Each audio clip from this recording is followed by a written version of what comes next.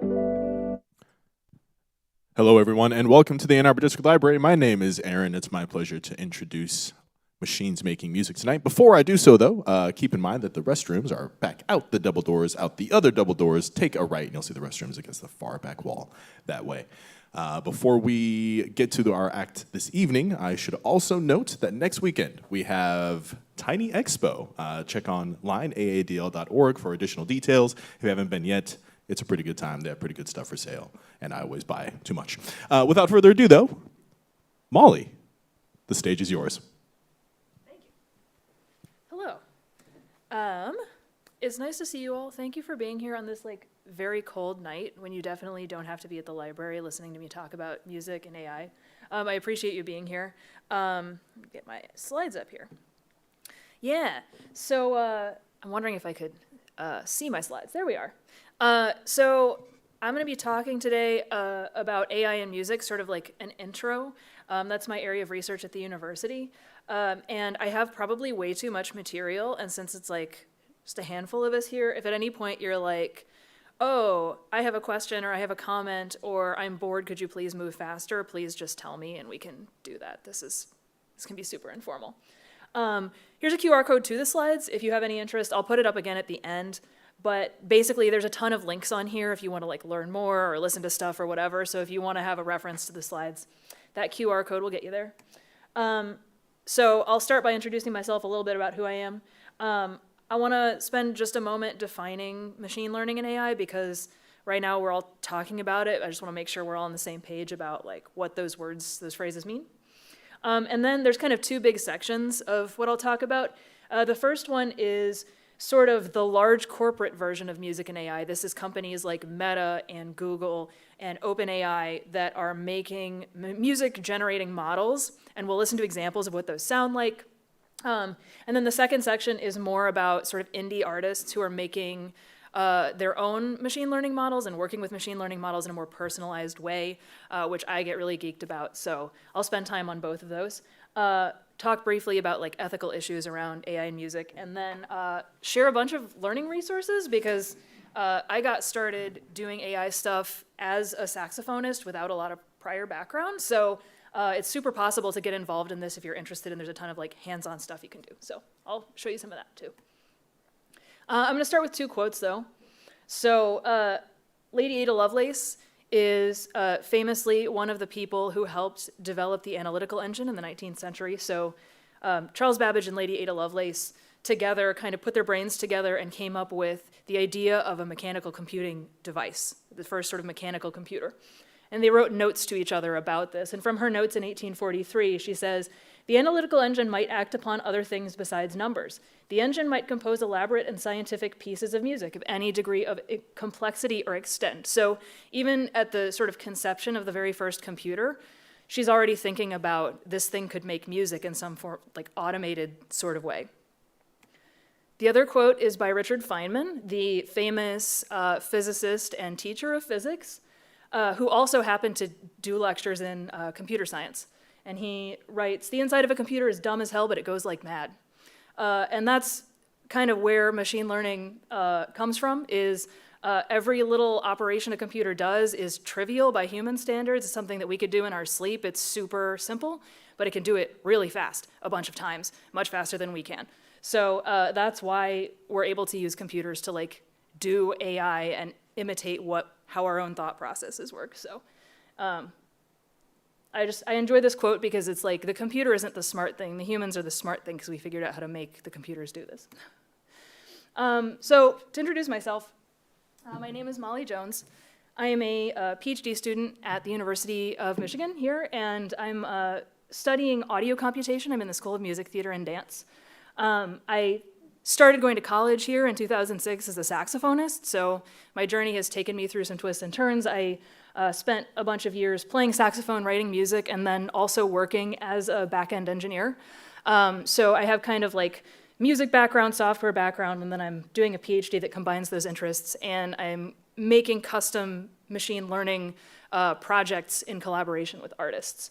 And I also started an event series called Chicago Creative Machines, which if you want, there's a link at the end and I'll post it. But it was a series of 8 events in Chicago that featured artists who are making their own machine learning tools, and they would give a technical talk, and then they would do a demonstration of their work. So I'm all about artists who use machine learning and who do things with machine learning that are sort of outside of the ordinary. And a caveat with this whole talk, AI music isn't all that advanced yet. We talk about ChatGPT all the time and like language models. There are image generating models that are super awesome. Like there's all these videos about, can you tell the difference between an AI generated video and a real film? Like, what's the difference? It's so hard to tell. Music is not as much like that. There are some commercially successful tracks that have been released that have AI components to them. But for the most part, generating music is a very, very hard problem for a computer to solve. And so as by way of demo on this, so here is one of the most recent, latest, and greatest models trying to play a grand orchestral arrangement with thunderous percussion, epic brass fanfares, and soaring strings, creating a cinematic atmosphere fit for a heroic battle.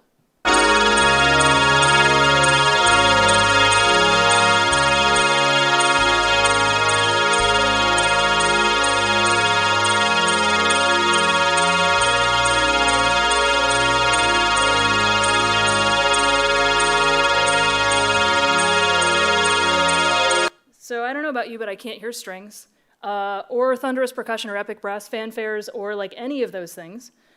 This model can't really do that.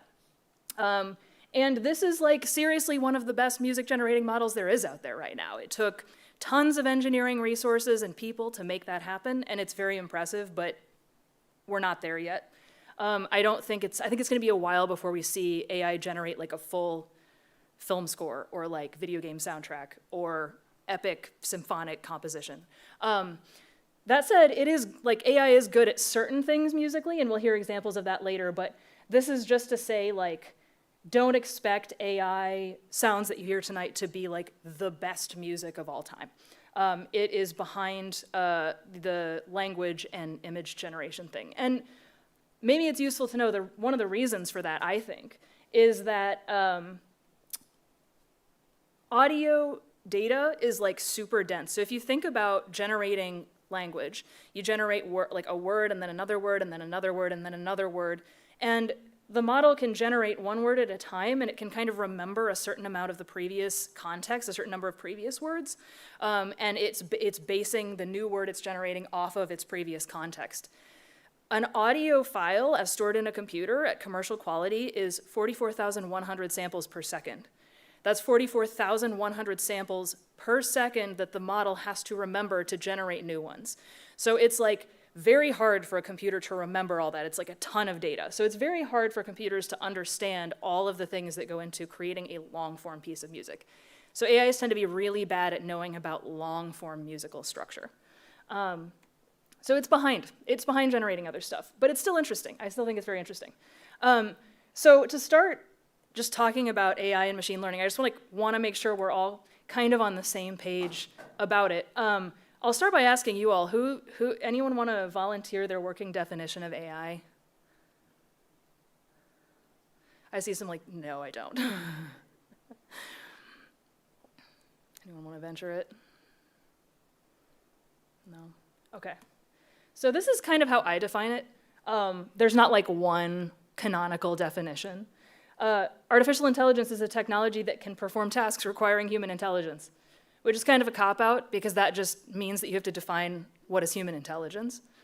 But that's a deliberate definition because the field of artificial intelligence, and it's like a whole field of research, basically arose because we were trying to understand our own intelligence. Artificial intelligence technologies arise in conjunction with us trying to understand how our own selves work. So there isn't really one definition of artificial intelligence. It's like a huge field. It's a whole field of research that's been around for a long time, which I'll get into shortly. Okay, then there's machine learning, which when you look at the news or maybe you have conversations, it's really common for people to use AI and machine learning interchangeably. There's an assumption that they're the same thing. They're kind of the same thing, but not exactly. So machine learning is like a subset of AI research. Machine learning is a branch of AI research that focuses on using data and statistics to enable computers to learn tasks on their own instead of programming the tasks explicitly. So like in a normal sort of programming process, if you have an algorithm you're trying to program, you have some data and you have an algorithm and you want to find out what happens to the data when you feed it into the algorithm. So you type out this algorithm line by line and you're like, okay, computer, do this and then this and then this and then this. And then you feed in your input data and then you look at what the output is and you're like, oh, that's interesting. A machine learning algorithm is very different. A machine learning algorithm is useful when you have an algorithm or a process that you want the computer to learn that's so complicated that you have no idea how to type it in line by line. It's just like too complex to understand any kind of rule-based algorithm that could get you these very complex results. But if you have enough paired input data and output data, so like examples where it's like, okay, if I put in this text prompt, I want you to give me an output that looks like this. And if I put in this text prompt, I want you to give me an output that looks like this. If you have enough of those paired input and output data examples, you can basically have the computer gradually learn over a bunch of what are called training cycles to turn that input data into something resembling that output data. And so what you're actually having the computer learn is the process, the algorithm itself. So that's how machine learning differs from a normal algorithm.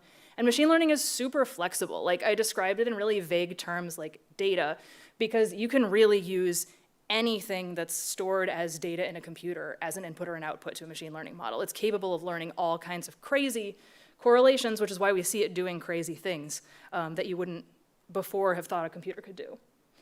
And there's a million kinds of models, and a lot of these are things that like musicians might be able to use on their own computer that aren't super big and huge and scary like ChatGPT.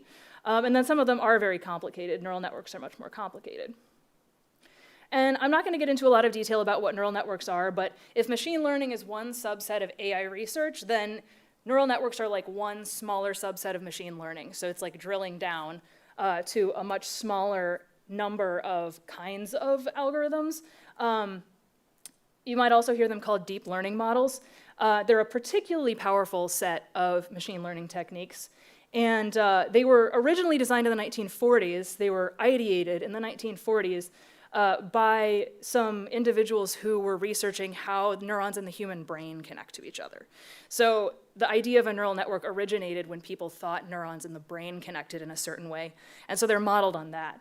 And I'm not going to get into the details of this. If you want to drill down, the resources at the end can show you this. But essentially, a neuron in a neural network is based around linear regression. If you took a statistics class in high school or college, you probably know enough math that you can do the math a neuron does by hand.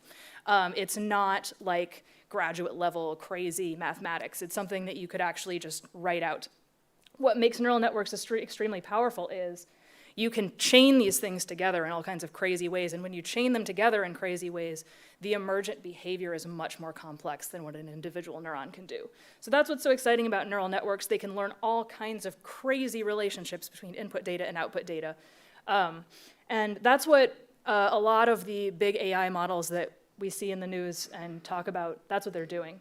If you were to crack open ChatGPT or any of these big models, this is what you'd see. They're all just a big matrix of numbers, usually numbers between -1 and 1 or 0 and 1. But there's a lot of them.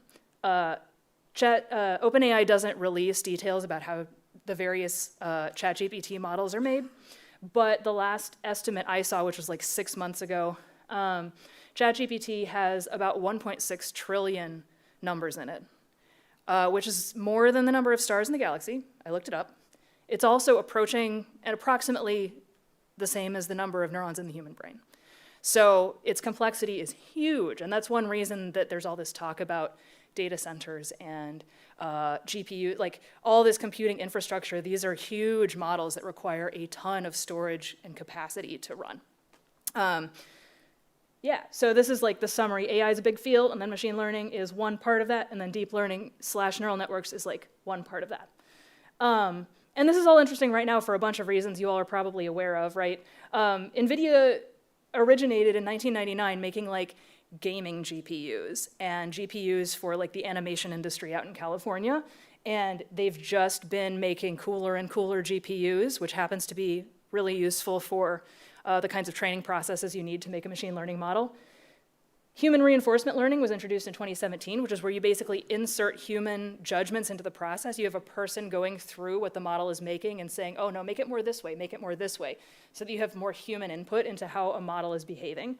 And then in March of 2023, GPT-4 was publicly released, and it's hard to believe that was like 2.5 years ago, but that was the first most people were talking about AI all the time. And also right now, every company on planet Earth wants to integrate AI into their products, so I feel like it's important to understand a little bit, about how it works. I found this awesome infographic this morning. Reuters ran a story about how much money has been invested into AI recently. So the Manhattan Project, in today's dollars, cost $30 billion to develop the first nuclear bomb. The Apollo program, the whole 10 years of it, cost $298 billion in today's dollars. Since 2013, there have been $1.975 trillion invested into AI, and there's this fun infographic that demonstrates what that looks like. So there's the Manhattan Project. Here's the Apollo program. And here is what has been invested into AI since 2013.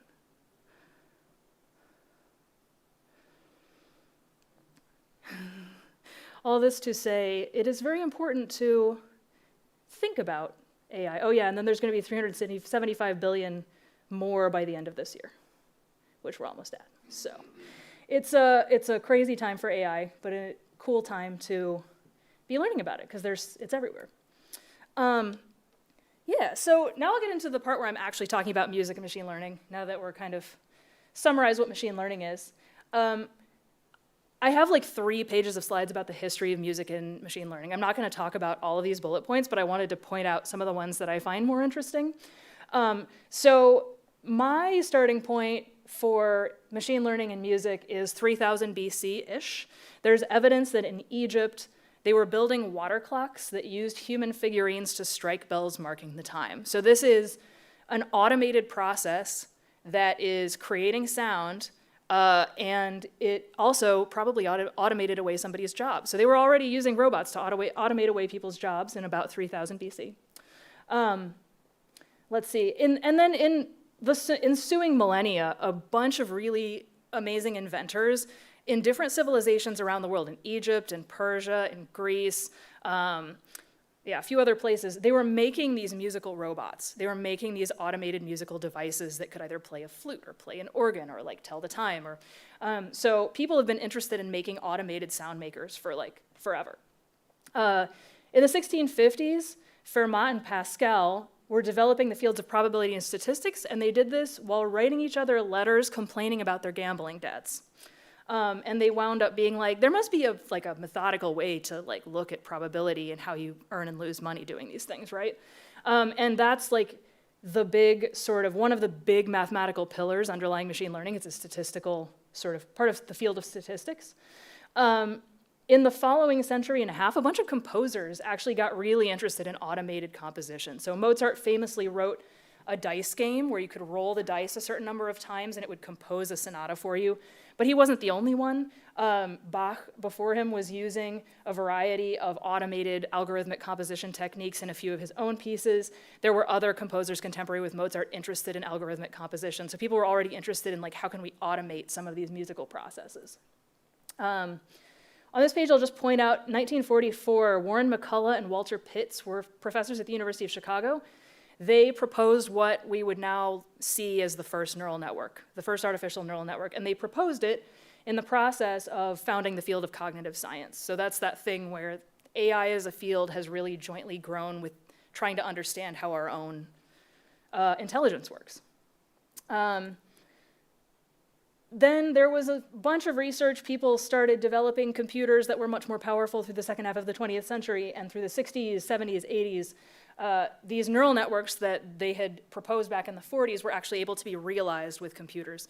So now you can actually have a computer learning an algorithm on its own, and learning relatively complex algorithms on their own. And in 1997, Deep Blue chess playing program defeated the world chess champion Garry Kasparov, and that was a big moment for AI because there had been a bunch of scholars prior to that who were like, oh, well, chess is too human of an activity. There's no way a computer could really understand logic enough to play chess. And then AI achieved defeating Garry Kasparov, and it was like, oh, okay, well, what can't AI do? In 2020, OpenAI, which at the time was a small startup, released AI Jukebox, which was the first time that a company had seemed to try to make like an AI music generating product. And I was going to play you examples, but they're in a lawsuit right now, so they've taken everything down offline. So we can't listen to AI Jukebox. And then in 2023, GPT-4 was released to the public, and some people have said that that was the passing of the Turing test, the famous test that says a machine has become truly intelligent when you can't tell the difference between talking to that machine and talking to a real human being. Now, some people disagree with that. Some people say, no, that's not an appropriate measure of intelligence, but some people say it is. So it's an interesting landmark. All right, so I'm going to start with a bunch of demos that are from what I call the large, mostly corporate text-to-music version of music and AI. So these are going to be from big companies like Google and Meta and OpenAI and Harmon AI and a couple of others that are largely, you type in a text prompt, it spits out some music. And we're going to listen to what a bunch of those sound like. Here's my sad slide where I was going to demonstrate pop in the style of Katy Perry, but a bunch of artists, including Katy Perry, sued them over this, so they took down everything. So we can't listen to it right now. Suffice it to say, it didn't sound like, it sounded like a person who maybe could have been related to Katy Perry singing random syllables. In 2023, both Google and Meta released big music generation models, like almost at the same time. They had each been working on these models. Google released Music LM, and we can listen to an example of this. And what I'll say over the course of the next few examples is I'll ask you for your opinion after we've listened to it, and you can either give like a thumbs up, yeah, I like it. You can give like a thumbs down, like no, I don't like it, or somewhere in between. But I'm curious what you all will think of these sounds. So here's Music LM, and let's see, is that? Yes. Let's find the jazz one. Relaxing jazz. Tell me what you think of relaxing jazz.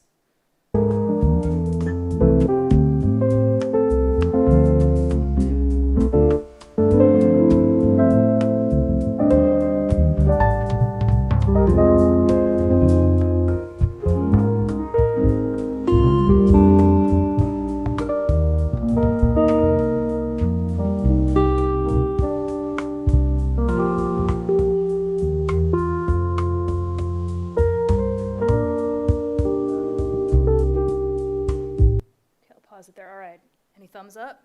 We got a middle, we got some, thumbs up, thumbs down, we got everything. We got everything here, great, cool. I appreciate the diversity of opinions that are happening right now. I'll tell you what I find interesting about this is it can't keep a tempo. And that is an important feature of jazz music. I also think it's interesting that a random guitar comes in 20 seconds in that hadn't been there before in a totally different, sort of recording style. So, it's kind of has the idea, it's getting there. So at the same time, Meta released Music Gen, and let's check out smooth jazz with a saxophone solo, piano chords, and snare-full drums.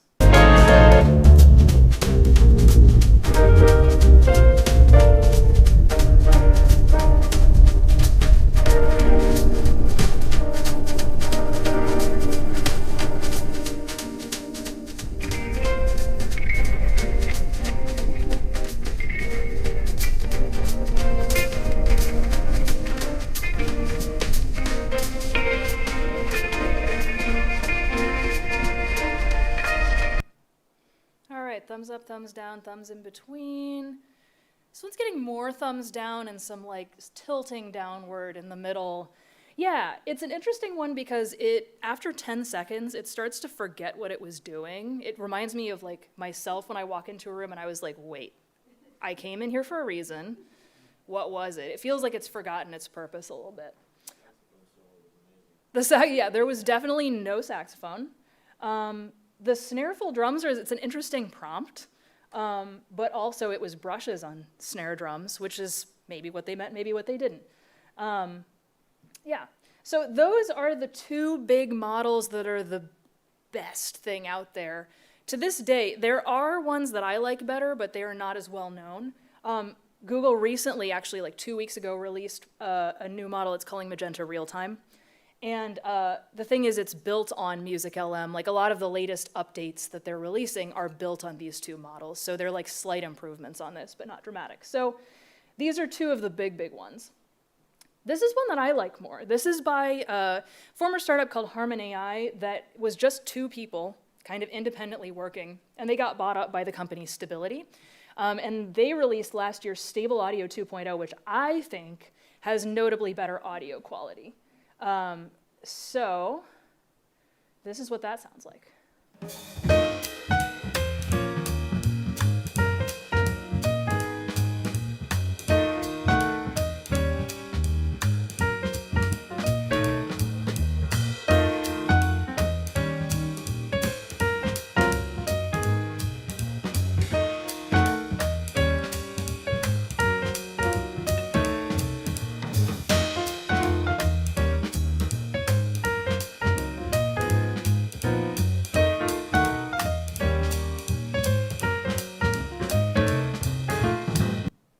Okay, thumbs on this one. Okay, all right, some more thumbs up on that one, or almost thumbs up. I like this one because the audio quality itself it's a much higher fidelity audio. The instruments that are present are there the whole time. They're fulfilling the roles musically that you expect them to fulfill, so that's huge. It does play that same little harmonic loop for the entire 5 minutes. I've listened to all of it. Which isn't really how jazz works, but it is at least a sensible harmonic loop. And it's sort of like, it demonstrates that these models continue to struggle with long-term musical form. They just do. They struggle with phrase, with like a section of a song. They struggle with the overall shape of a composition because it's hard to generate data that dense and remember enough, for the model to remember enough to generate long form structure. So it's still kind of like loopy, but it sounds all right. I thought that one that's one of my favorites right now. This is another one that I think is very interesting. It is not from a big company. It's from the Hong Kong University of Science and Technology, but it is also a text-to-music generation system. And they paid a lot more attention to the notion of musical form in what they did. You can see they have this diagram. This is their official paper website. But this is basically a stacked series of models, some of which are language models, some of which are audio models. It's like a bunch of models stacked on top of each other. And they did that to try to capture like form in different aspects of the music. And I think what they did sounds pretty cool. You may or may not agree with me. So I'll play their rap track.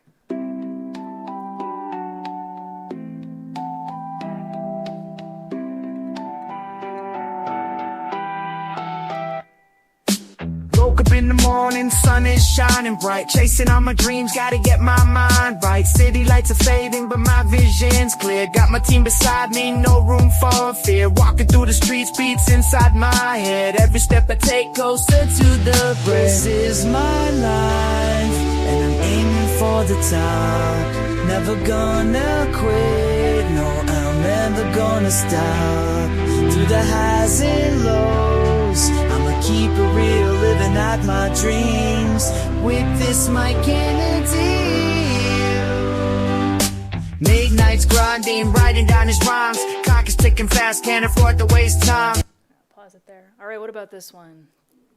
Down, we get, okay, all right, okay. There's some solid ambivalence slash dislike of this one. Interesting, cool. All right.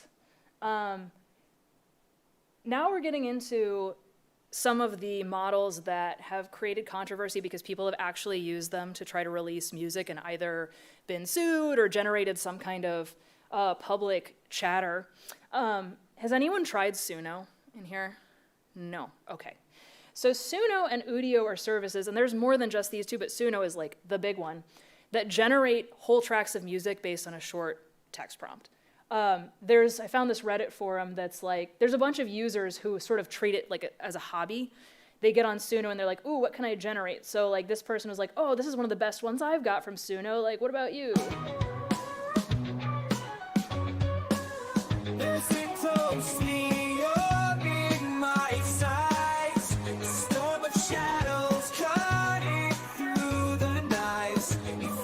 So some folks, including, does anyone remember this scandal from 2 years ago?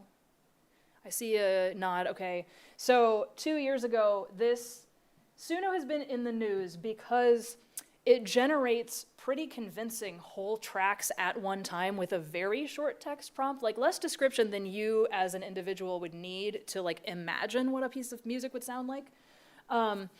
And so it's like, how is it doing this? And Suno, of course, isn't releasing any information about how its models work, but it seems very likely that actually what Suno is doing is not exactly AI music generation. It's more like recombining pieces from commercial tracks that other people have released and not actually doing AI generation. So there's, like Meta, they're having their pants suit off by a bunch of artists, but it's very hard to prove if you don't release what the model is doing. It's very hard to prove what, whose rights are what. So this happened 2 years ago. A track got released, it got dropped on YouTube, and it was Drake featuring The Weeknd. And then Drake and The Weeknd were like, we didn't do that. And so then it came out that a anonymous Canadian person who goes by Ghostwriter had made this track and was making a ton of tracks featuring the voices of successful commercial artists.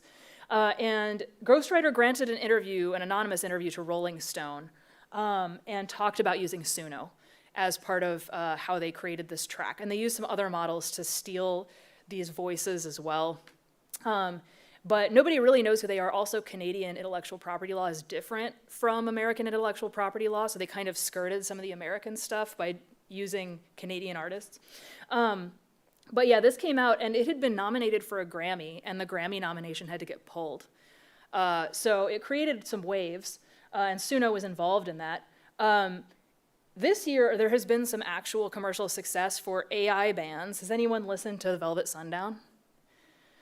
Let's give them a listen. They've been in the news, and at first it was like, oh my gosh, this is purely AI generated, this is crazy, and then it comes out that it's not actually purely AI generated, there's an individual who's doing a lot of the decision making, but there's a lot of AI involved, but there is an individual who stepped forward and said, no, I'm like making a lot of these creative decisions and deciding what to do with the AIs, but this is what they sound like.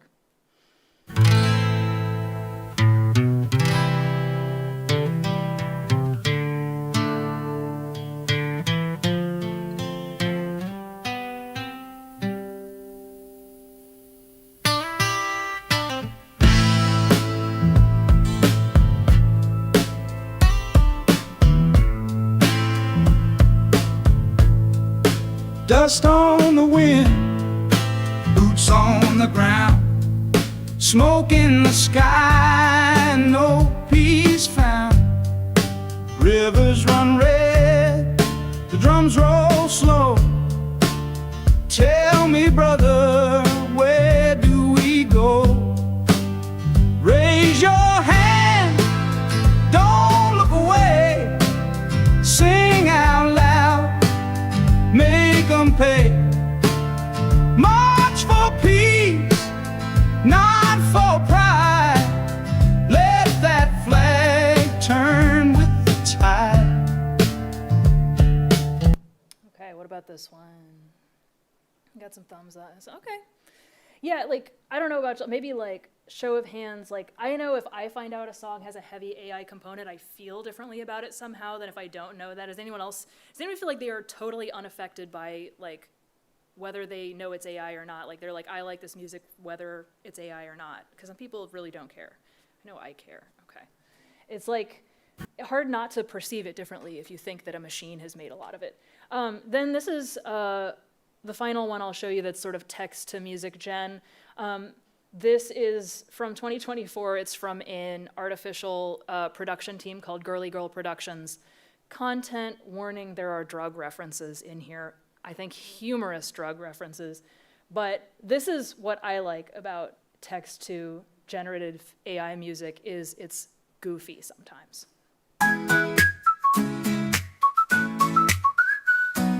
Girls don't need men, Bunny don't need Ken. Us girls are doing fine on our own. So if you're a man, leave us alone. Getting girls rich, yes, that's a part of my plan. And I can name 10 things us girls need before we ever need a man. 1 new vape, 2 lines of coke, 3 drinks from the bar, 4 more lines of coke, 5 fast fries, 6 hits of my blunt, 7 more lines of coke, 8 pairs of shoes, 9 BB belts, and 10 drunk cigarettes.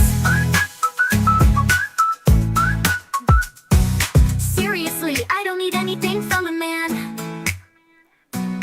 Actually, maybe give me some money. I don't need money from a man, I got my own, but I want money from a man. Getting girls rich, yes. Anyway, you can watch that again multiple times on your own time, which I have done. But this is what I think is fun about generated AI music that's just text to generation, is like, it is humorous a lot of the time. It kind of like captures the like average spirit of a certain thing, and it's just like kind of entertaining. But not a thing I would sit down and listen to and put like a lot of attention on.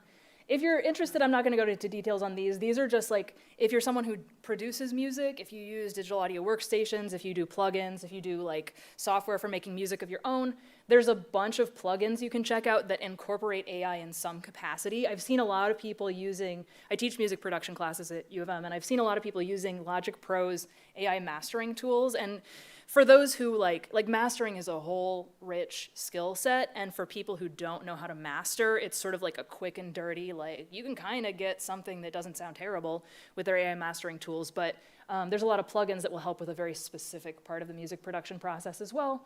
And there's that link to Google's Magenta Realtime as well. So that's kind of the latest in terms, as far as I know, in terms of like the big text to music generation models. I'm sure more are going to be coming out in the next 6 months. The field moves so fast. And it could be that in a year there is a model sounding good enough to make like a film score, but I suspect it's going to be a while before something that large in scope can just be generated with a text prompt. Because when you make music, it's not like you sit down and you have one sentence of an idea and then a piece of music springs fully formed from you, right? It like takes a lot of work to actually refine a musical idea to the point where you can make a big, long piece of music. So I think computers will also have to put effort into that. Now we get to the part that I get really excited about. This is a lot more experimental stuff that I'll be showing now, and some of it's music and some of it's like multidisciplinary art. But I get really excited about artists who are building their own machine learning tools for their own use. And there's a surprising number of these people doing this. A lot of them have been doing it since before there was a lot of public chatter about AI. Like, I started working with machine learning in about 2020, and at that point I was already meeting people who had been spending 5-10 years working on very early AI and trying to incorporate it into their music practice in some way. Which is one reason I started this event series called Chicago Creative Machines that features artists who are doing that, who are building their own machine learning models or training their own or using them in an original way.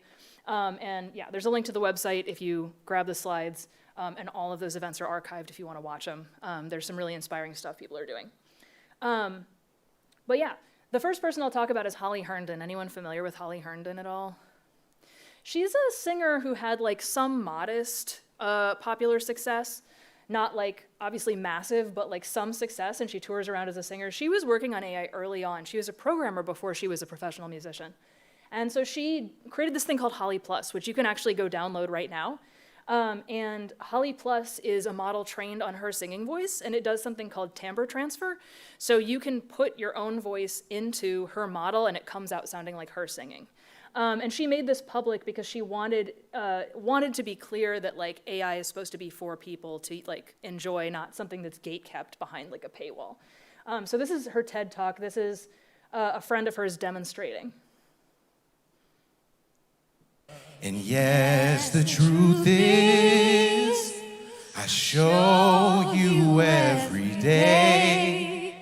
'Cause you love to stay. And all the pain. And it gets so murky, loving what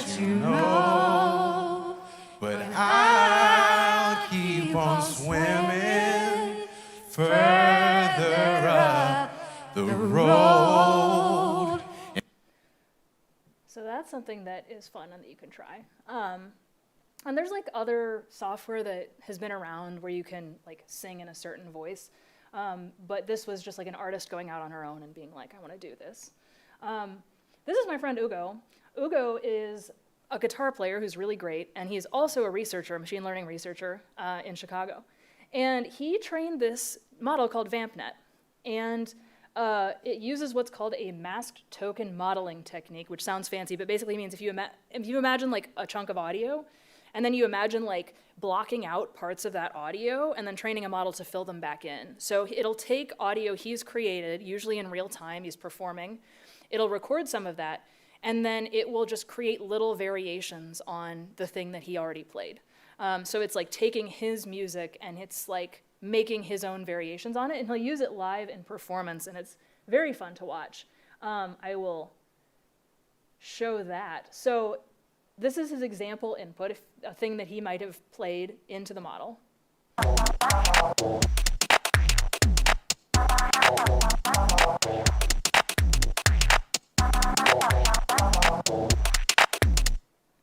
And I'll point out that one thing that this mask token modeling approach allows is that it allows the model to actually keep a beat, which a lot of these models struggle to do.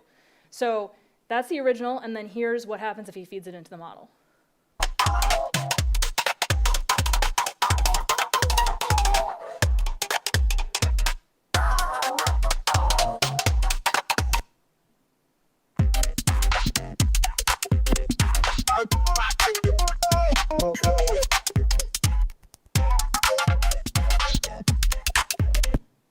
So it's kind of cool because it takes what he's already made and offers him variations on it instead of like trying to replace what he's made, which I think is very cool. X.A. Lee is a multidisciplinary artist, so she does both video and audio, and she trains her own generative models. This piece, Ecstasies, she did at one of the Chicago Creative Machines events, and it's both audio and video. It's hard to tell from the YouTube video, but she set up 8 surround speakers all around the audience, and it was playing this super loud music, so it was like very overwhelming.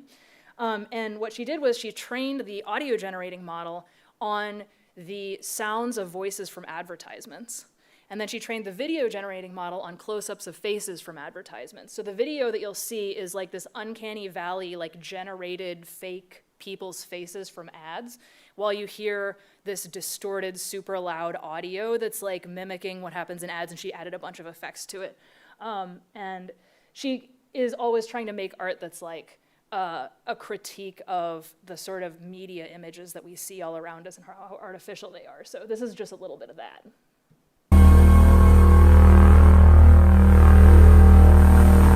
She's on the floor. She has photographs of these fake faces that she's like laying out.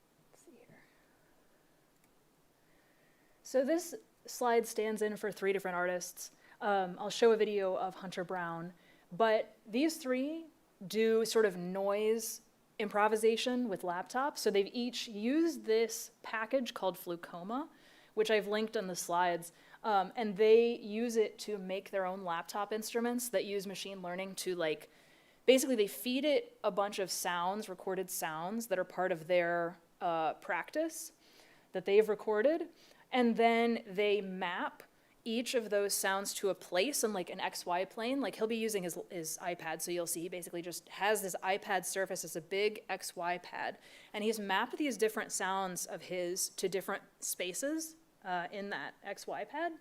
And then the machine learning model learns to interpolate between those different sounds, so he can slide his fingers smoothly all around the XY pad, and it will generate sounds that are something like the sounds he'd already recorded, but like with a variation. And he's very noise music, so this is what he sounds like.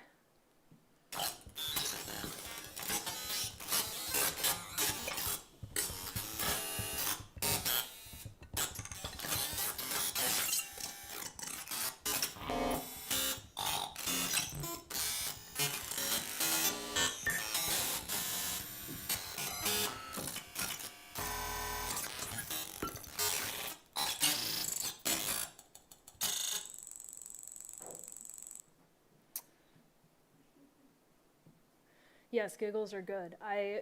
A lot of the stuff that people do with machine learning on their own is experimental, partly because the method is experimental, and also is experimental because AI, it's really hard to make AI sound like conventional music. So it's something I admire, maybe not everybody does, it's something I admire when people lean into that and say, well, what sounds does this technology really want to sound like? Like, what is the voice of this technology? Like, somebody can play an instrument beautifully, but this is a different thing. Like, what is this supposed to sound like? So I think that's a cool way to approach AI for music.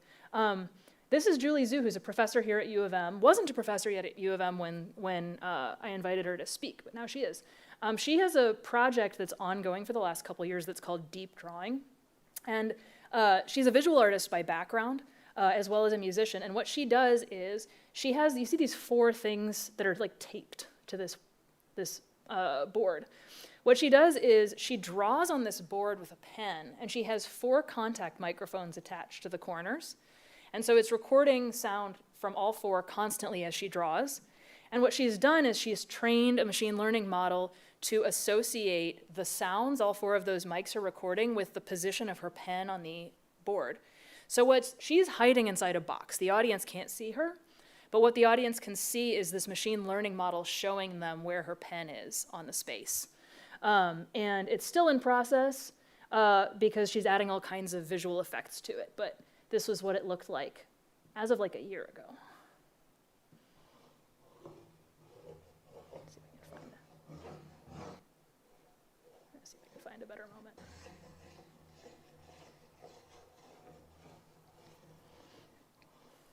It's a very quiet piece.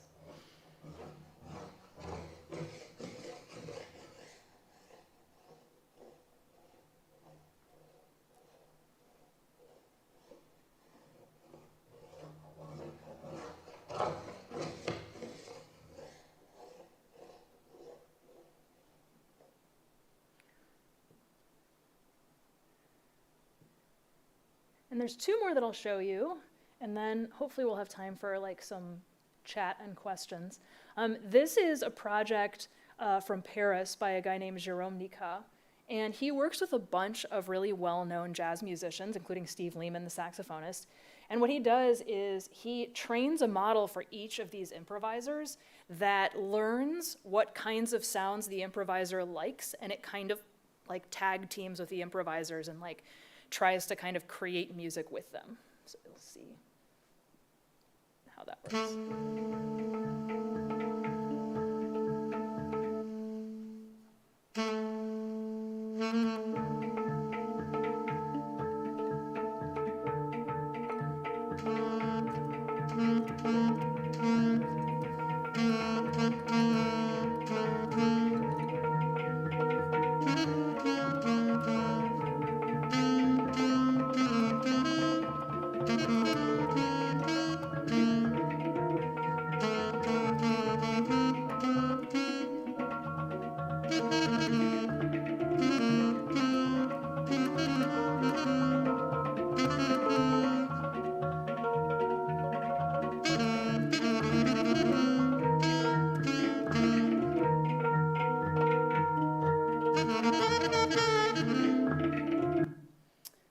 surprised you too, because he always prioritizes what the individual artist wants to hear and how he designs the models. And that means that the artists he's playing with seem to really enjoy playing with the AI. And I think that's like the fun part of watching people play music, is seeing them like get into it. So I think it's a cool way to use AI. The last thing I'll show you is the AI song contest happens every year. And it's usually, I think it's changed like times of year a couple times. This year it happened in the summer. So people will submit, and if you ever make AI music, you can submit music to this contest. It gets put up online, and then the public can go vote. So you're welcome to vote. I try to listen to some of them every year and do some voting. And like, it can be a piece where AI is involved in any part of the compositional process. It could be ChatGPT just generating lyrics and then somebody doing all the rest of the work, to somebody typing a text prompt into Suno and the computer generates the whole thing. It's like a huge spectrum of different uses people put AI to, and the judgment is just on the quality of the music. It's not about like, was this a really sophisticated technical trick? No, it's about like, do you like listening to the music? And there's some really interesting stuff people are doing with that. There's like one group called DataBots that just every year puts in this thrash metal. It's like thrash metal made by a computer, but every year it sounds almost identically the same, but it sounds like actual thrash metal. So it's kind of fun. Yes, and this was the winner from 2022. He's an artist who wanted to train a model to understand Vietnamese tuning systems. So almost all the models that are being trained by big companies or even by small companies use like a Western equal-tempered tuning system, like the way a piano is tuned. And that's because there's a huge body of Western music that uses that tuning system, but there are so many tuning systems that are not that tuning system all around the world. So when people are trying to work with AI and make music that isn't Western-centric, it's very, very hard. So he was like, screw this, I am going to use Vietnamese tonalities to train these models. And then he made this song, which won the AI Song Contest in 2022.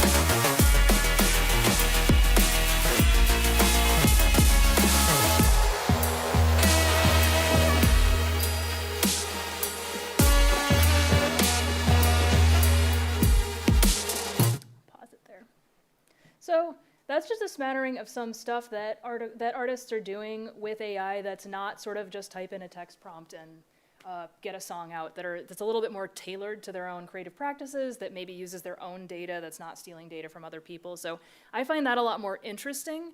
And I find a lot of the results a lot more, I don't know, creatively compelling than trying to have someone, it's like, there's already so many talented artists making all kinds of music without AI. Why would you try to emulate that? Why not try to do something new? So that's what I think is cool about AI.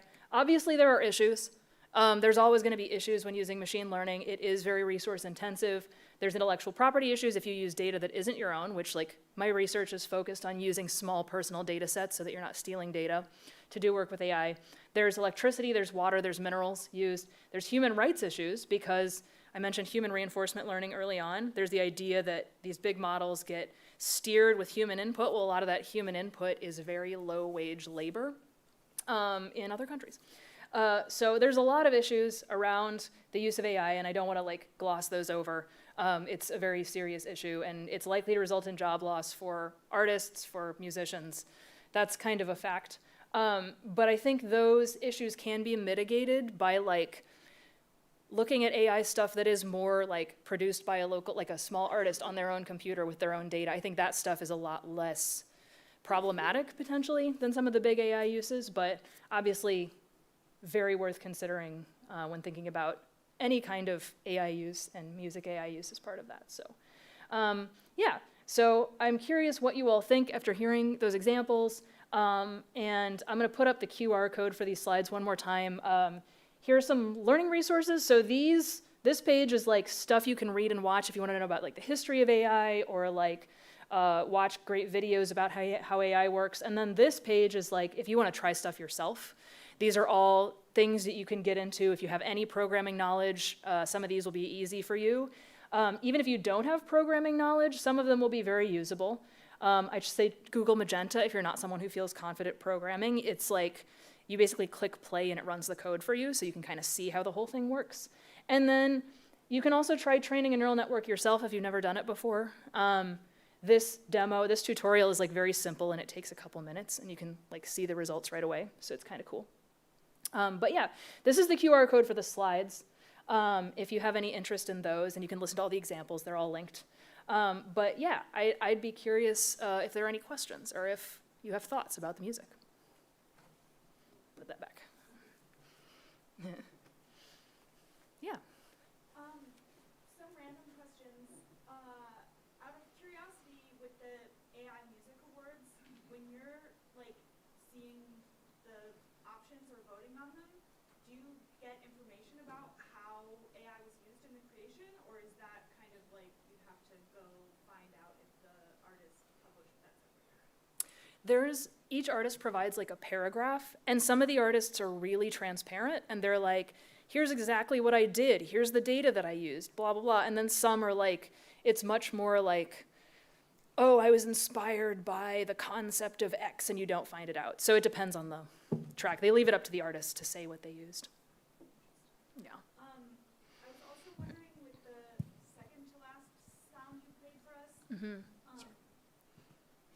us, was that, so it was like the improviser and the AI side by side, was it like trained in advance, or like was that sort of like it learning in real time, or I guess both?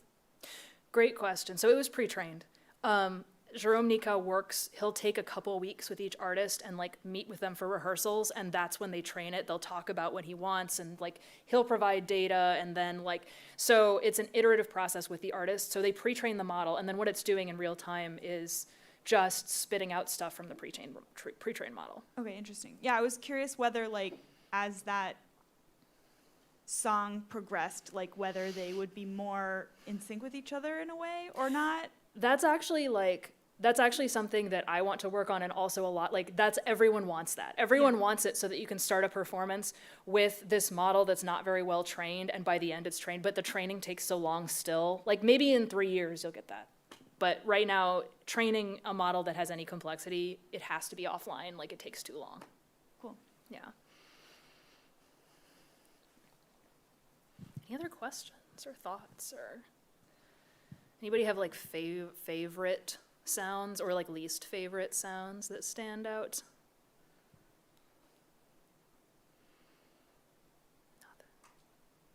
Cool. Yeah. I have one question about several of the different performance pieces. Like the first one that came up was the rap one that you played, which, I mean, has words in it, right? Yeah. Do you know, it may not be that there's a uniform approach to doing this, but do you know how they do that? I mean, my guess is they have AI generating a set of lyrics and then it's reading them out to the rhythm, but. Yeah, that's what it was in that case. But a lot of the time, like if you look at some of the other examples, lyrics are really all over the board. Sometimes people will try to have a model that generates the lyrics and the audio at the same time, and some people will like pre-generate the lyrics, and some people human write the lyrics and then are like, we'll generate music that goes with this. That one was, it was a prompt to generate the lyrics into a language model, and then they provided that generated lyrics to the music model to like accompany.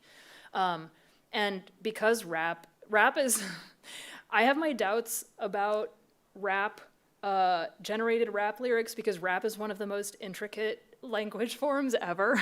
I think it's gonna be hilarious to hear AI try to rap. It's just, humans are so much smarter, but I think it's one of the hardest linguistic tasks there is to rap well. So I'm curious if anyone will ever come up with a compelling rap model. I don't know, we'll see. Yeah, well, I was curious because when you originally put it up, I mean, just before then you were talking about the Katy Perry, I don't remember what the name of it was, but I mean, like you said there, the generated content was a lot of human-sounding syllables, but not coherent words, and then you played a piece where we had lyrics. Yes, so the Katy Perry model, AI Jukebox, they tried to generate the voice and the lyrics and the music all at the same time, and that's one reason the voice was so incoherent. I went to a hilarious demonstration. It was actually at a conference, which was someone I knew had created this model that was gonna generate a song in the style of Taylor Swift. And so his like shtick for his talk is an hour-long talk. He got up on stage, he's like, I'm gonna show you that this works.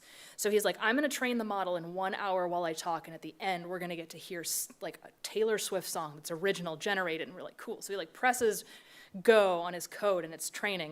And then he gives his talk, and at the end, he's like, and now we're gonna hear this great Taylor Swift song I've generated. And what it had generated was 4 minutes of white noise with like 3 syllables randomly popping out that sounded like Taylor Swift's voice, and it was so awkward and nobody clapped. It was like actually really great. That's because that's what happens a lot of the time. Like I've trained a bunch of models, and it's like if you have a well-trained model, 3/4 of the time what it produces is like mildly interesting, and then 1/4 of the time it's just like useless, like just noise. That's how it is. I guess if you don't mind, I have a second unrelated question.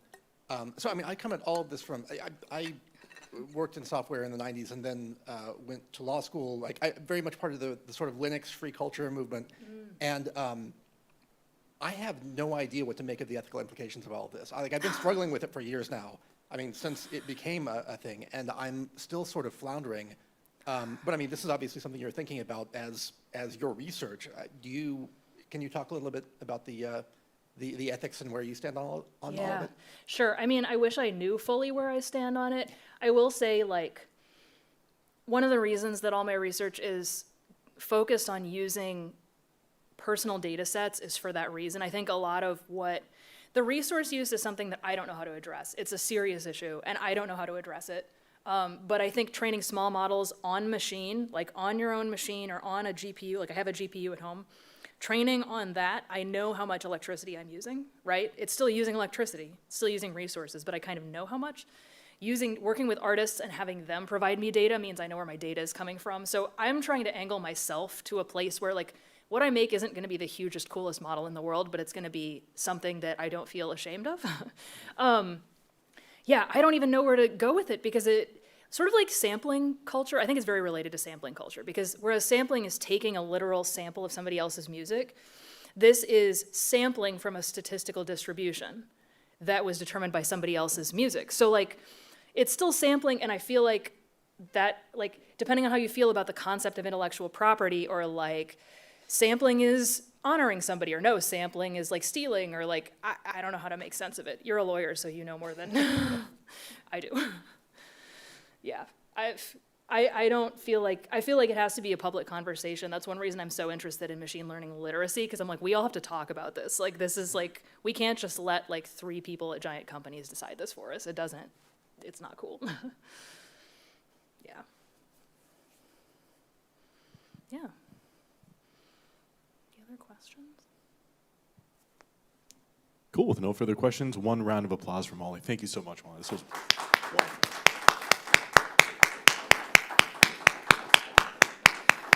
Yeah, thanks all for coming out. And like, I don't know if it's on the Chicago Creative Machines website. I was gonna say, if you wanna get in touch with me to ever like talk about this stuff or share anything you're doing or whatever, like I'm very accessible, just like email me. So yeah, you can find me there.